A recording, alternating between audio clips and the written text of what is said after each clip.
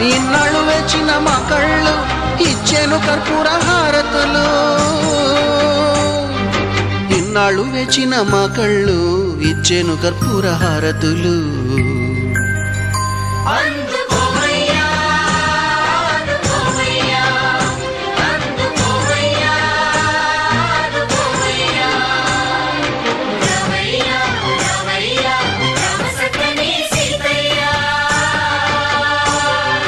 రావయ్యా రావయ్యా రామ సక్కని సీతయ్యా.